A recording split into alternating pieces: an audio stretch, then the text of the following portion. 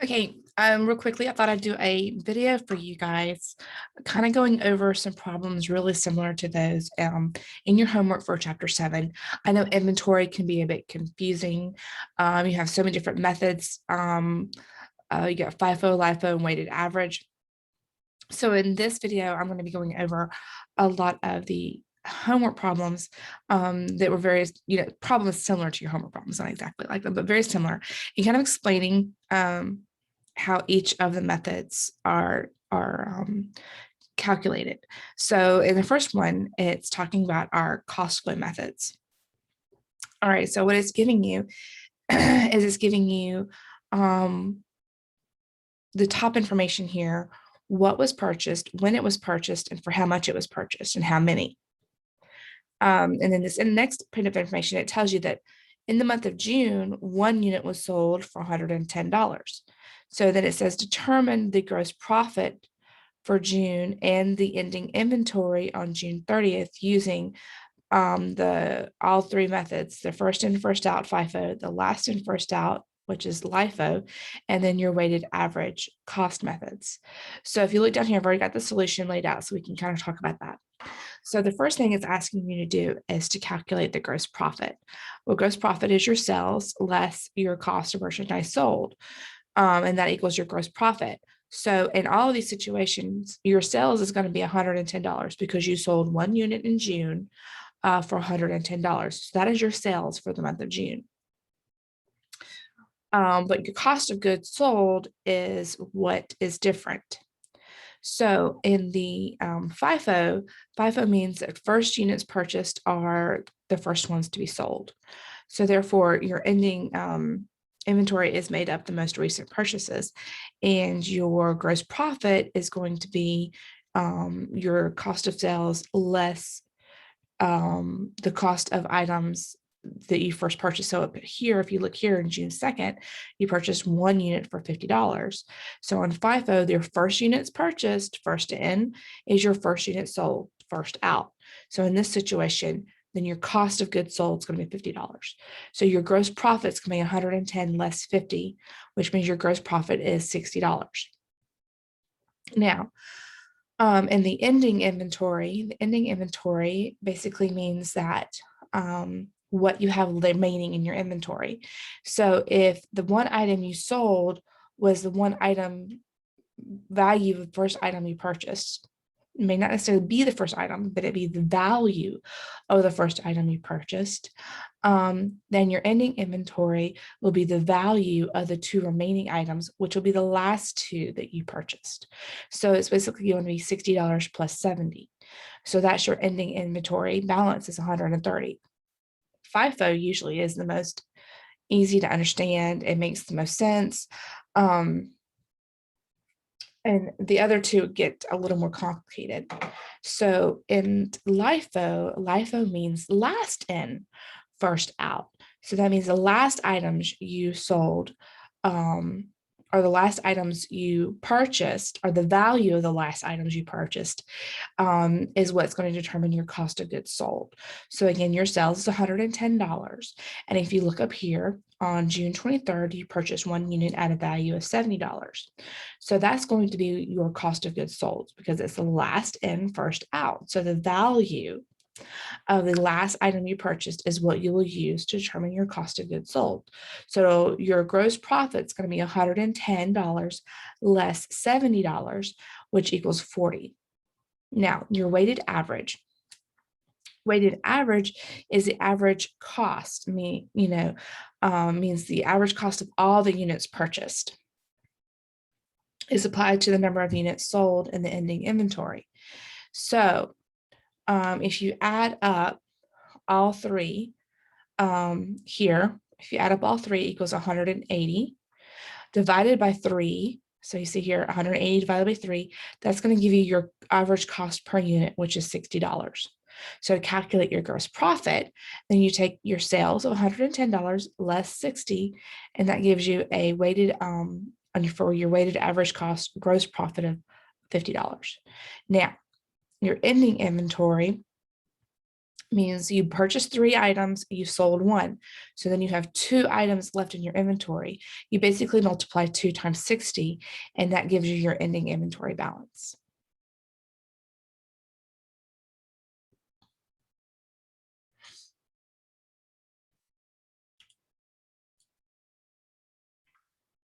So this next problem, we're specifically looking at FIFO. Again, that's first in, first out. So when the FIFO method is used, costs are included and cost of merchandise sold in the order of which they were purchased. This is interesting because it says think of your inventory in terms of layers and determine how much inventory remains from each layer after each sale. So if you layer them as you know, with FIFO, first in, first out, then the bottom layers are what are sold first, and the top layers are what are remaining because they were the last in. The first in obviously would be on the bottom. So with that said, at first it gives us your beginning inventory, your purchases, and your sales for Delta. So here it starts in July 1st. The beginning inventory, you had 50 units at a value of $15, and that was your beginning inventory. On July 7th, you sold 44 units. On July 15th, you purchased 90 more units at a value of $18. And on July 24th, you sold 40 more units.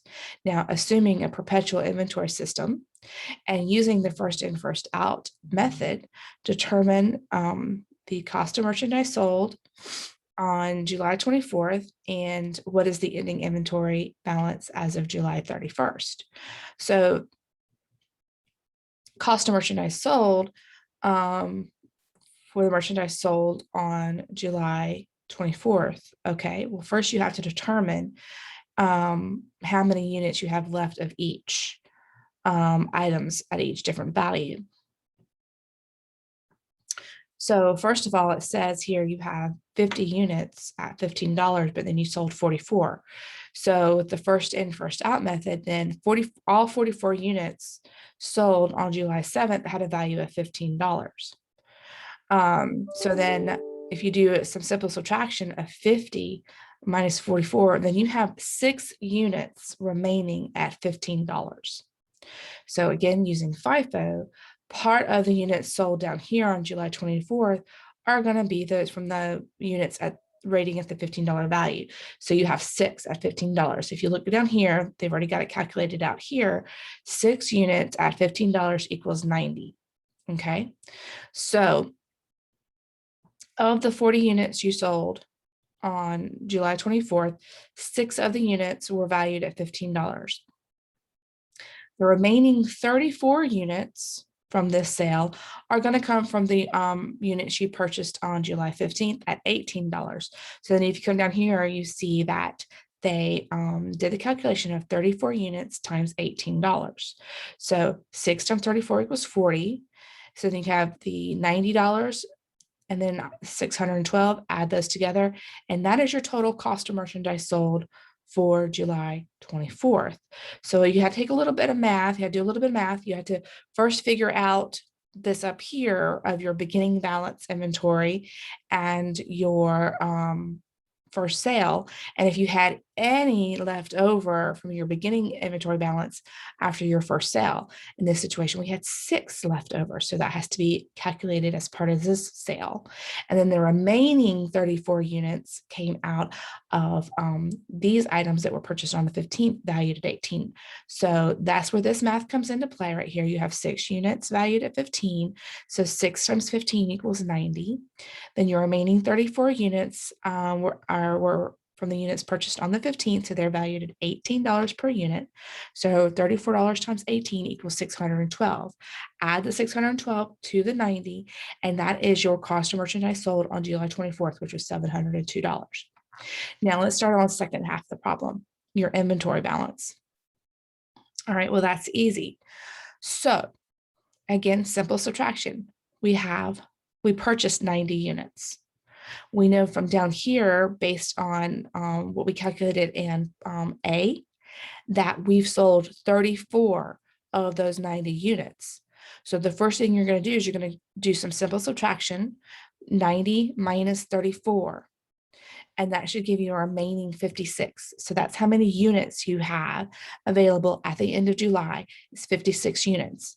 And since we know we sold out all the units that we purchased for 15, the only thing we had remaining were the units we purchased for 18. You would multiply 56 times 18, and that gives you an ending inventory balance of $1,008.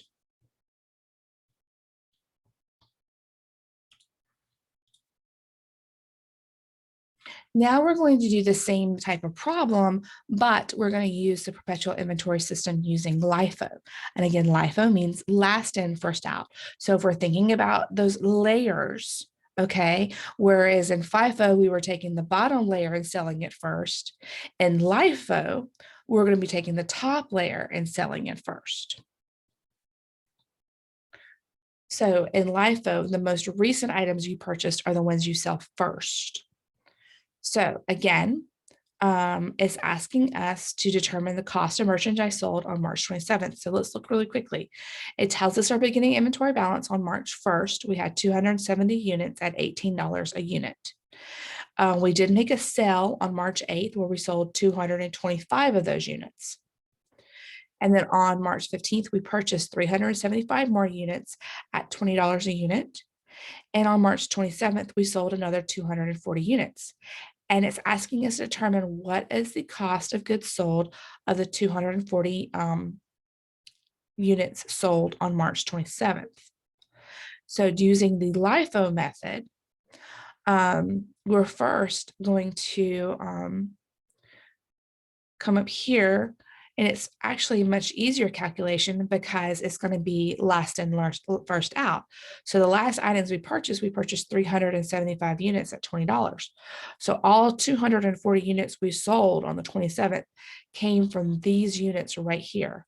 So to determine what the cost of goods sold on March 27th, we would take 240 times 20, which gives us 4,800.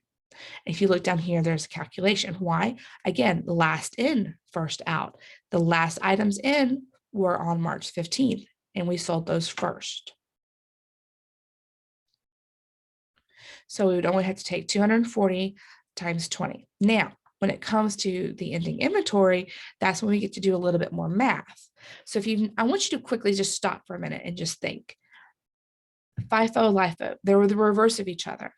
And if you remember in FIFO, calculating the cost of merchandise sold took a little bit more math. You had to do some subtracting as well as multiplying. But the ending inventory was pretty straightforward.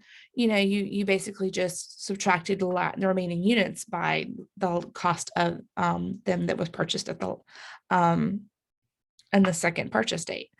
So the equation for inventory is very similar to the equation for cost of merchandise sold and LIFO. And the equations used to determine inventory is very similar to the equations used to determine the cost of goods sold in FIFO. So I want you to kind of notice that like mirror opposite of each other and how interesting that is. So to get back on track, now we're going to talk about inventory for March 31st. So what was our ending inventory? So the first thing we know is we know out of the 375 units here purchased, we sold 240. So we're going to do some simple subtraction, and you're going to subtract 240 from 375, and that gives you a remaining of 135 units. Then we also are going to come up here, and the same thing happened here.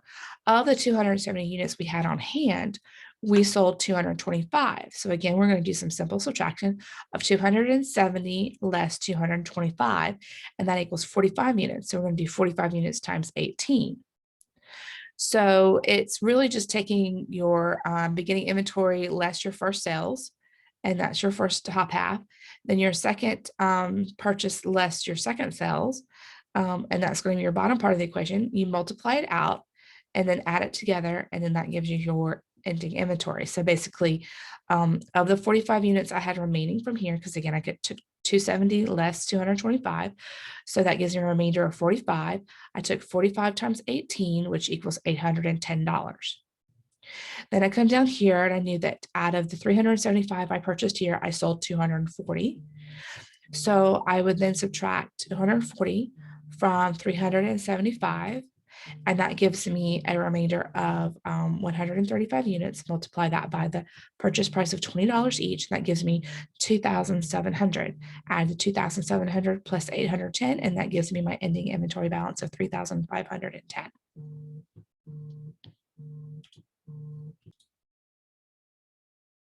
Okay, so now we're going to do one using the weighted average. Okay, so again, it's giving you the same information. And the weighted average means that you basically do an average unit cost for each item.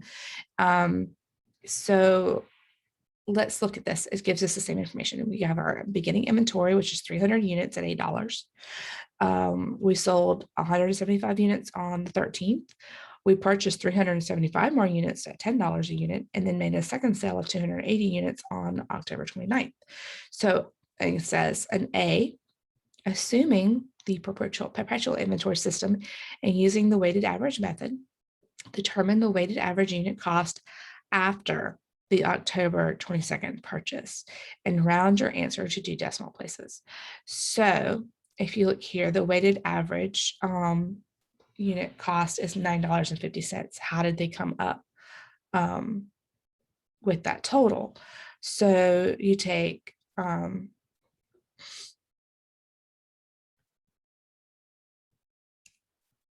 the remaining 125 units at $8 and multiply that out to equal $1,000. And then you take, because we're factoring in this sale. It said after the October 22nd purchase. So then we take all of the 375 units valued at $10 and multiply that out, and then add it together. And then you come over here and add your total units together, because you have 125 units plus 375 units equals 500 units. $1,000 plus 3,750 will give you 4,750. You take the 4,750 and divide it by 500, and that gives you $9.50. And that is how you determine the unit cost, the weighted average unit cost. Now, let's go down here, and it says, assuming, again, the perpetual inventory system and using the weighted average method, determine the cost of merchandise sold on October 29th. So now it's wanting us to determine what was the cost of goods sold on October 29th. So you would basically take the total number of units sold times this weighted average unit cost that we just calculated. So you would take 280 units times $9.50, and that will give you a cost of merchandise sold of $2,660. And then in C, it's asking us to determine the inventory at the end of the month. So to determine the inventory at the end of the month, we have to determine how much inventory we have left over at the end of the month. So we would basically, that's easy because we kind of calculated up here already that we had 125 units remaining from this sale. And then on the 125 plus this equaled 500, if you remember this calculation. So you could just basically take 500 minus 280, which gives you 220 units. And then you would then still multiply that 220 units times the $9.50, which will give you an ending inventory balance of $2,090. Again, I have all of these problems plus many more uploaded as a PDF file, so that you can kind of have a printout if you want to of these problems to kind of help you understand and guide you through how calculating the different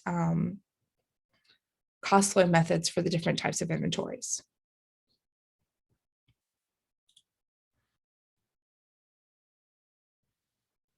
Okay, in this one, we're talking about a lower of cost or market method. So if we look at this, it gives us some data. First, it gives us, I guess, like the item numbers or model numbers of 2 items, how many they have on hand, and then what the cost per unit is, and then what the market value per unit is. It says determine the value of the inventory at the lower of cost or market. So under the lower cost or market, for each item in inventory, choose the lower of the total cost price or the total market price as the assigned value for computing inventory cost. So first you must compute the total cost and the total market for each, and that's simple. So you have your quantity and you have your cost and your market. So the first thing you want to do is you look over here. What they did was they kind of create a little table for you. So the first one is your total cost. Your total cost per unit was $10 a unit. So that came out to $63,300. But the market value per unit was $11.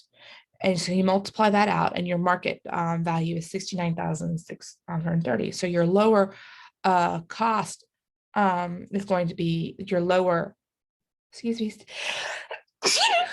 me, sneeze. So your lower of cost market or market value is going to be the cost value is going to be. So then and that's kind of easy to kind of tell because it breaks it down to you what the cost per unit is and what the market value unit is. So you can pretty much easy tell which one's going to be at lower cost. However, you still need to do the math out because if you look here on this next item, if you do the math out, the market value actually came out less. So you would take the cost of the first one, which was less, and bring it over here, and you would take the market value of the second, which was less. You add those two together, and that would be your answer to be able to determine the value of your inventory based on the lower of cost or market method.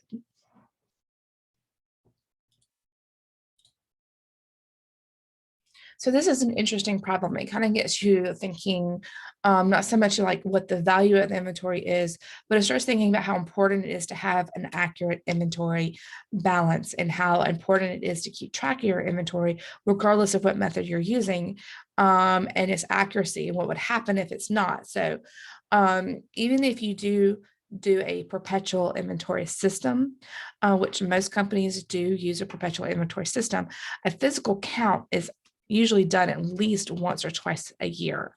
I know here at the college, we do a physical inventory, I believe at the end of every semester, which is 3 times a year, so that we can make sure we have an accurate inventory before the new semester starts.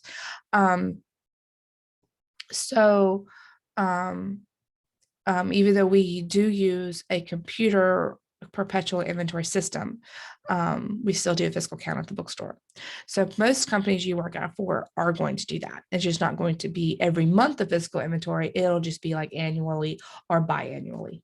So in this problem, it says during the taking of its physical inventory, Waterjet Company incorrectly counted its inventory as 728,000 instead of the correct amount of 719,000. Indicate the effect of the misstatement on Waterjet's balance sheet, income statement for the year that ended. So determine if it's going to be an overstatement or an understatement. All right, so obviously the difference. So the amount's going to be the same because it's going to be the difference between the two, what it should have been recorded and what it was recorded. But what you really want to check to see is it going to be a balance sheet, an income statement, an overstatement, or an understatement? So let's start with this first one here. Your merchandise inventory, where your inventory is an asset, and assets are recorded on a balance sheet. So if you recorded your assets higher than it really was, in this situation, they recorded it as 728,000 when they should have recorded it at 719,000, then they obviously overstated their assets. And the second one is the same thing because your inventory is considered a current asset. If your inventory is overstated, then your total ending balance of your current assets is also going to be overstated on your balance sheet. which then also is going to affect your total assets. And if it affects your total assets, it's going to then possibly affect your owner's equity. Because if you remember on a balance sheet, assets equals liabilities less equity. Well, equity equals your assets less your liability. So if your assets are overstated, then your equity is going to be understated. Let me repeat that for you. Your equity is also going to be overstated. Let me repeat that for you. You have, if you remember correctly, our accounting equation is assets equal your liabilities less your equity. Okay. Equity also equals hold on one minute. Let me pull something up. Okay, so again, let me go back to owner's equity. So owner's equity, again, let's talk about the accounting equation. So your accounting equation is assets, which equals liabilities less owner's equity.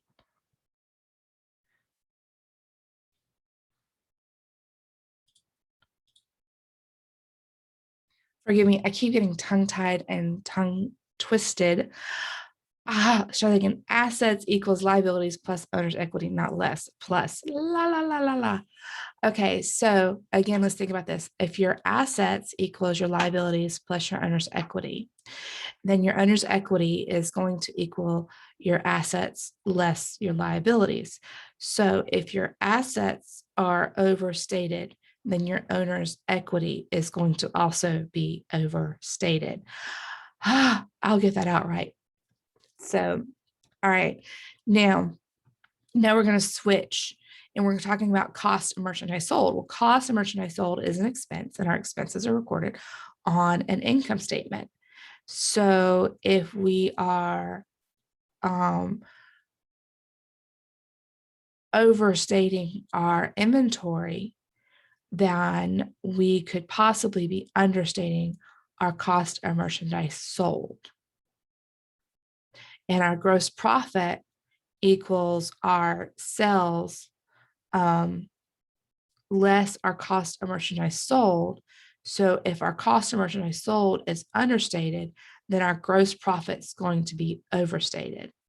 And then since all that factors into calculating our net income, if gross profit is overstated, then your net income is also going to be overstated because your gross profit, again, is your sales less your cost of goods sold. And then to get your net income, you take your gross profit and subtract out your other administrative and miscellaneous expenses. And that's how you calculate your net income. So if gross profit's overstated, then your net income is going to be overstated.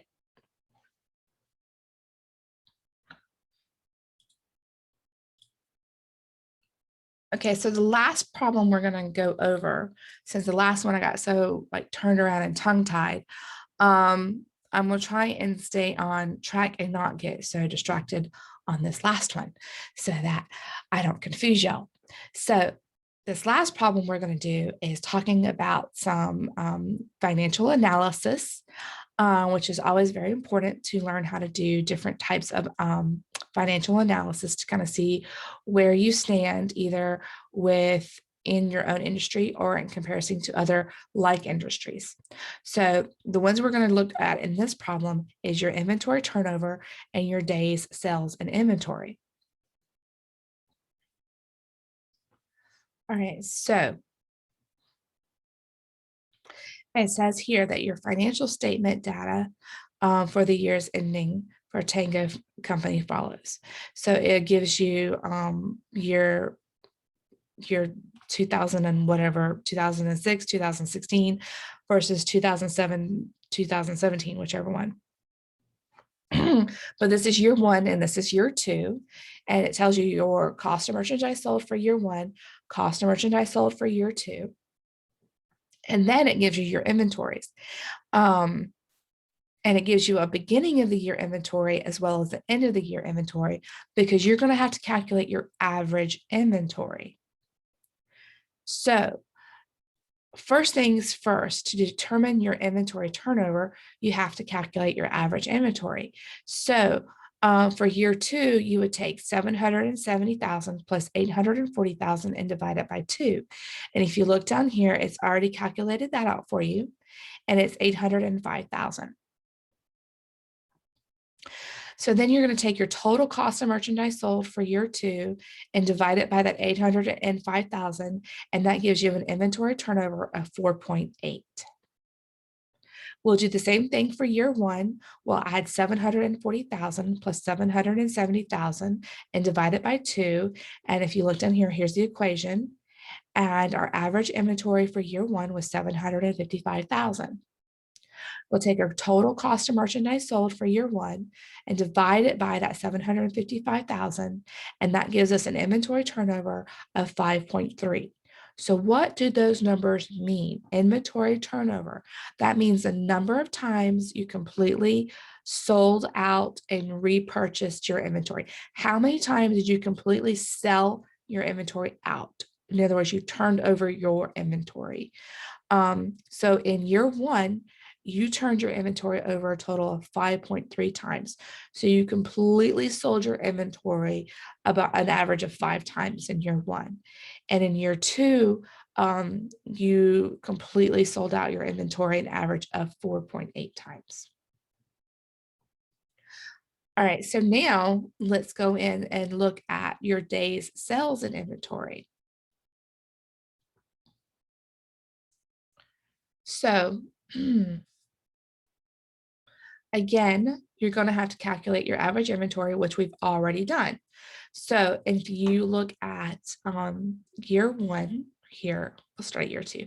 Year 2, your average inventory was 805,000.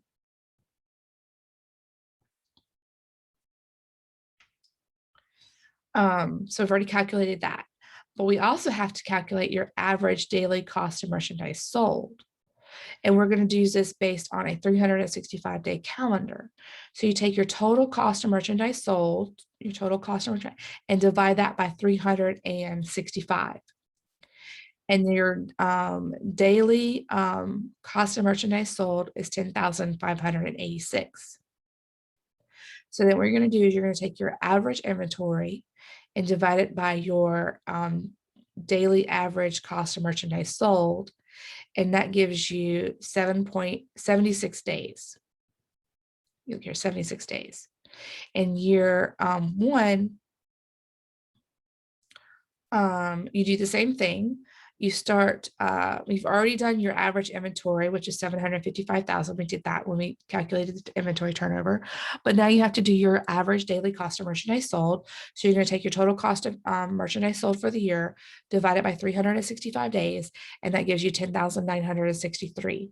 And that was your average daily cost of merchandise sold. That's how much per day inventory you sold cost. Right? So now you're going to take your average inventory value of 755,000 and divide that by 10,963, and that gives you 68.9 days.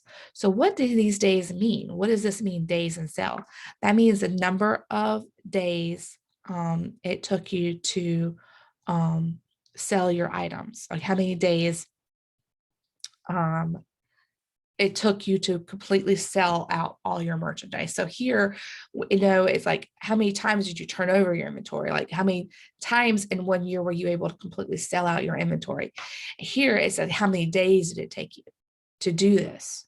How many days did it take you to turn it over? That's basically what this is saying. How many days did it take you to turn over your inventory? And that's what this is kind of calculating. And C, it asks you, does the change in inventory turnover in the days in sales inventory from year 1 to year 2 indicate a favorable or unfavorable trend? Well, it says here is an unfavorable trend. Let's look at that and explain why. So in year 1, it only took us about 68.9 days to sell out our inventory. And that allowed us to turn over our inventory about 5 times a year, 5.3 times a year. Well, in year 2, it took us longer. It took us 76 days to completely turn over our inventory. So that only allowed us to turn our inventory over 4.8 times. So we're not selling our items as fast in year 2 as we were in year 1. What does this mean? This could mean whatever we're selling is no longer as in demand as it was. Maybe it was an item that was a trend item and it's no longer trending. It could be a multiple of reasons as to why the items are not selling as quickly anymore. But it gives you something to look at so you can start asking those questions, asking, why isn't my inventory selling? What has changed from year 1 to year 2 to make my sales slow down? It's not always a matter of looking at your total dollar value of your sales, because again, you could sell $4 million in items, but if your cost of goods sold is increasing, then your gross profit's decreasing. So whether or not you're selling and doing good in sales is not always an indication in your gross profit and that analysis. This analysis actually helps you look at it, and it looks at the items you're selling, how quickly you're selling, how long is it taking you to sell your items. So this is another way of looking at it. So then it allows you to start asking other questions, such as, are the items I'm selling no longer trending? Are the items I'm selling all of a sudden of poorer quality? Are the items I'm selling just no longer in demand?